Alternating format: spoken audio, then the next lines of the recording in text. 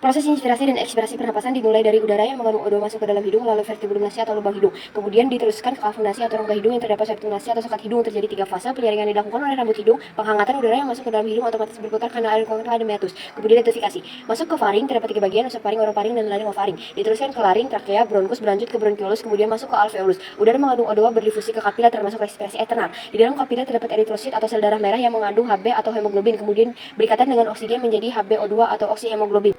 Darah mengalir ke venula, vena pulmonalis, masuk ke atrium sinester, sistol didorong melalui catopicus vidalis, masuk ke ventricle sinester, sistol, darah keluar dari jantung, masuk ke aorta, masuk ke arteri, lalu ke arteriola dan ke kapiler.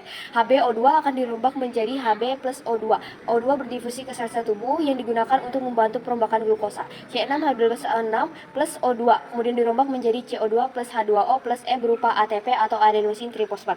Lalu CO2 plus H2O 10% tetap berada di sel-sel tubuh untuk membantu metabolisme dan menjaga sel untuk tetap hidup. Sisanya 90% berdifusi ke kapiler, kemudian CO2 akan berikatan dengan Hb menjadi HbCO2, kemudian sisa dari CO2 akan berikatan dengan H2O menjadi H2CO3, kemudian dirubah oleh enzim karbonat anhidrase yang terdapat di eritrosit menjadi HCO3- plus H+, ion asam bikarbonat dan ion hidrogen. Kemudian HCO3- akan keluar dari eritrosit ke plasma darah sehingga menjadi tidak stabil, maka masuklah Cl- atau klor ke dalam eritrosit sehingga menjadi stabil. H+ akan berikat dengan Hb menjadi HHB.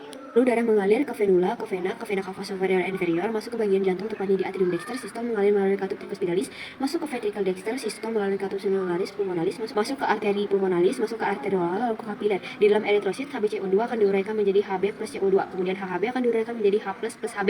HCO3- di plasma darah akan masuk lagi ke eritrosit, maka Cl- atau klor keluar agar tidak berlebihan ion. Kemudian HCO3- berikatan dengan H plus menjadi H2CO3, diuraikan lagi menjadi H2O plus CO2 karena yang dikeluarkan tidak bisa berbentuk senyawa, hanya dapat berbentuk gas dan uap air. Penguraian dibantu oleh enzim karbonat anhidrasa yang terdapat di eritrosit. B akan tetap berada di kapiler, kemudian H2O plus CO2 akan berdifusi ke alveolus, lalu keluar melalui bronkiolus, bronkus, trakea, laring, terdapat 3 bagian yang dilalui yaitu laryngofaring, orofaring, dan nasofaring. Kemudian keluar melalui kafum nasi atau rongga hidung, kemudian keluar melalui vertebrum nasi atau lubang hidung, dan selanjutnya keluar menjadi udara.